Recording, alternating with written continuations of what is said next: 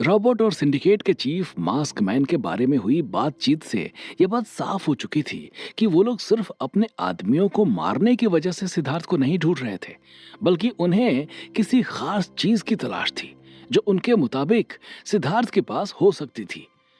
Mask man का order पाने के बाद रॉबर्ट जयपुर से ईटानगर के लिए निकल चुका था, जहां पर उसे सिद्धार्थ को ढूंढना था। लेकिन सिद्धार्थ दिखता कैसा है और वो कहाँ रहता है, ये सारी जानकारी अभी रॉबर्ट के पास नहीं थी। होम मिनिस्टर योगेंद्र सिंह के साथ साथ अब सिंडिकेट भी सिद्धार्थ के पीछे पड़ चुका था। उधर सिद्धार्थ के दुश्मन धीरे धीरे बढ़ते जा रहे थे और इधर गुरु द्रोण सिद्धार्थ को एक मिनट भी बुद्धा मार्शल आर्ट्स में नहीं रुकने देना चाह रहे थे। और जब बीरेन ने इसके पीछे की बात जाननी चाहिए थी तो गुरु द्रोण ने बीरेन को कोई जवाब देने के बजाय उसे अपना आईपैड पकड़ा दिया था, जिसमें सिद्धार्थ से संबंधित न्यूज चल रही थी। उस न्यूज को देखने के बाद बीरेन का खून खौल गया था। वो झट से गुरु द्रोण के कमरे से निकला और सीधा सिद्धार्थ के पास पहुंच गया था। अपना सामान बांधकर निकलो यहां से सिद्धार्थ, इससे पहले कि मैं तुम्हें उठाकर फेंक दूं। बीरेन ने तल्खी से भरी हुई आवाज में सिद्धार्थ से कहा। जो बीरेन अपनी उम्र की परवाह ना करते हुए थोड़ी देर पहले सिद्धार्थ को बचाने के लिए आरती सिंह से भिड़ गया था, उसका सिद्धार्थ के प्रति अचानक से व्यवहार बदल जाना सभी को सकते में डाल गया था। ये आप क्या कह रहे हो अंकल? योगेंद्र सिंह खूंखार भेड़ियों की तरह इन बच्चों को ढूंढ रहा है। अगर ये बाहर निकले तो ये मार दिए जाएंगे।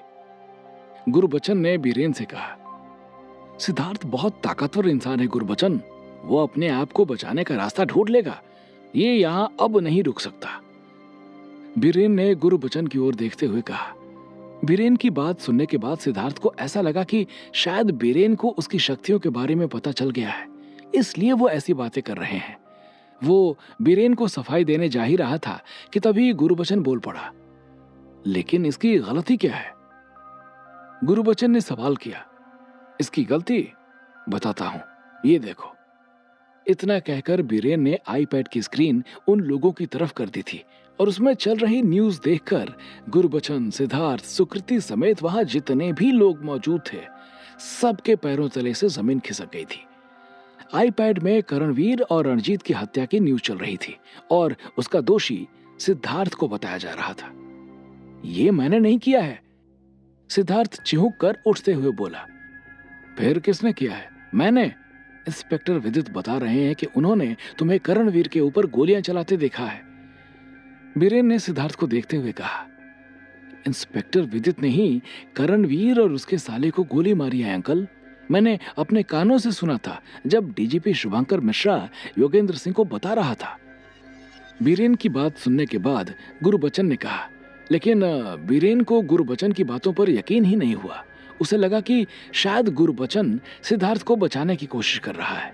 लेकिन जब गुरबचन ने आदित्य की कसम खाई और सुकृति ने भी बीरेन को ये बात बताई कि विदित ने ही करण भैया को मारने की धमकी दी थी, तब जाकर बीरेन को सिद्धार्थ की बातों पर यकीन हुआ और वो ये बात ग्रैंड मास्टर गुरु द्रोण को बताने चला गया था।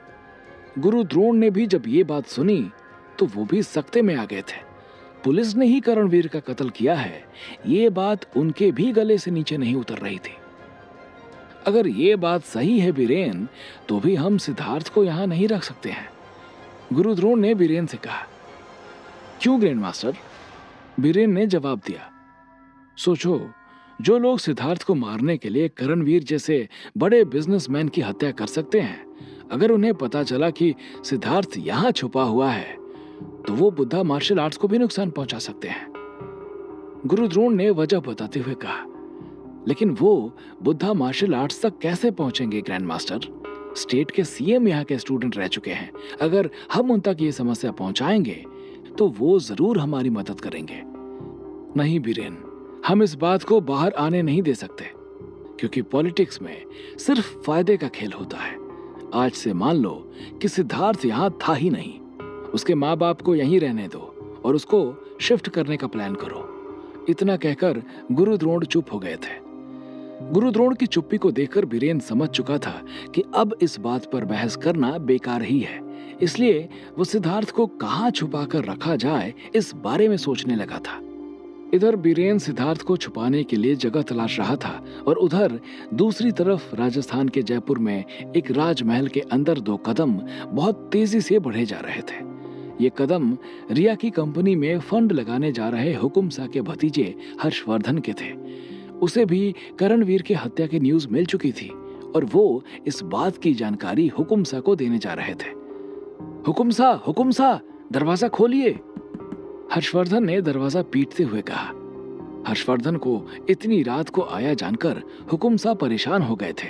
वो झट से उठे और दरवाजा खोला तो पाया कि हर्षवर्धन घबराए हुए चेहरे के साथ खड़ा हुआ था। क्या हुआ हर्ष, इतना घबराए हुए क्यों हो? हुकुम सा ने सवाल किया। टीवी ऑन करिए हुकुम सा, हर्षवर्धन ने कहा।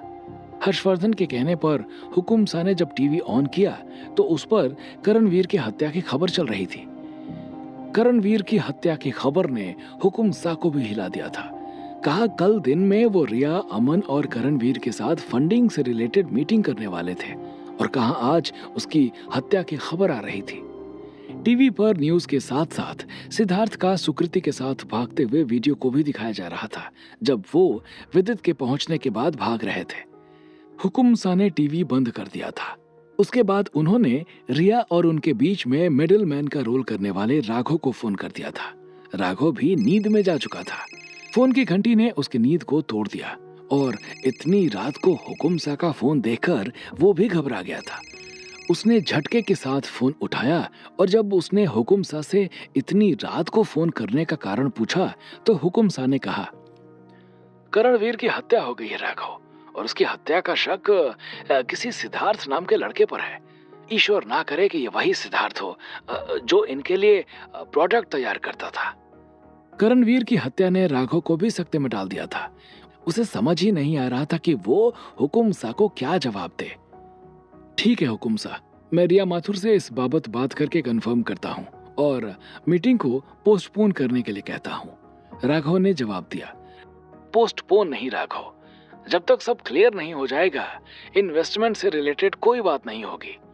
इतना कहकर हुकुम सा ने फोन काट दिया था। हुकुम सा के फोन काटने के बाद राघव ने अमन का नंबर मिला दिया था और अमन ने पहली ही बेल में फोन उठा लिया था। ये क्या सुन रहा हूं अमन जी, करणवीर की हत्या हो गई है और हत्या किसी सिद्धार्थ ने की है। क्या ये वही सिद्धार्थ है?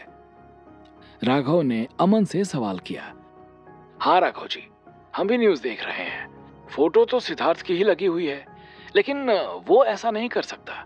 हम सब उसे जानते हैं, उसने आज तक एक चींटी नहीं मारी है और वैसे भी करणवीर उसको खासा पसंद करता था, तो वो करणवीर का मर्डर कैसे कर सकता है? अमन ने सिद्धार्थ का पक्ष लेते हुए राघव को सफाई दे डाली थी।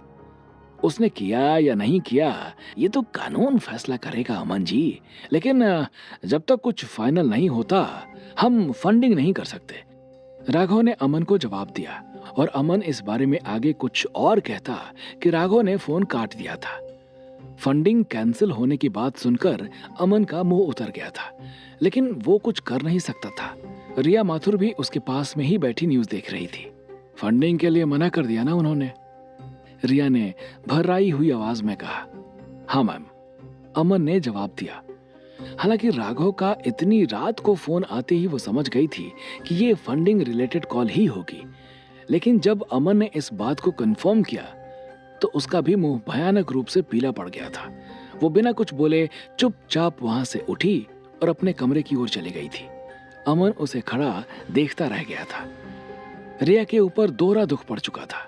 पहला, फंडिंग ना होने की वजह से उसकी कंपनी बंद होने वाली थी, और दूसरा, जिस सिद्धार्थ से उसने मोहब्बत की थी वो एक हत्या के आरोप में फंस चुका था। अब उसे अपना फ्यूचर अंधेरे में दिखाई दे रहा था। जिस कंपनी को उसने अपने जवानी के दिनों को बर्बाद करके आबाद किया था, वो उसके दादा जगत प्रसाद माथुर के द्वारा की गई एक गलती की वजह से बर्बाद हो चुका था। ना जगत प्रसाद माथुर उस दिन लोगों से कहकर उसके नेट के कनेक्शन को कटवाते और ना रिया माथुर को आज का दिन देखना पड़ता।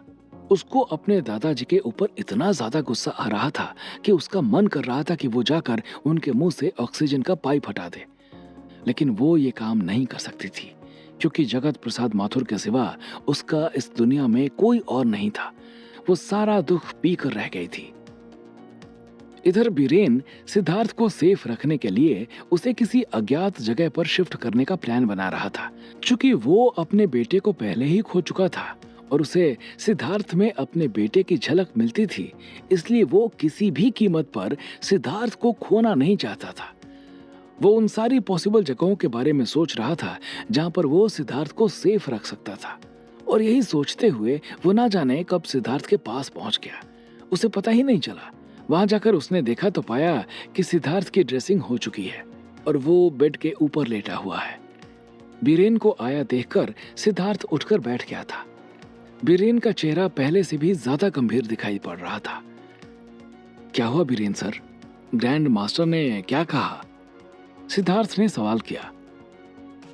तुम यहां नहीं रह सकते सिद्धार्थ। तुम्हारे यहां रहने से सबकी जान खतरे में आ सकती है, बीरेन ने सिद्धार्थ को जवाब दिया।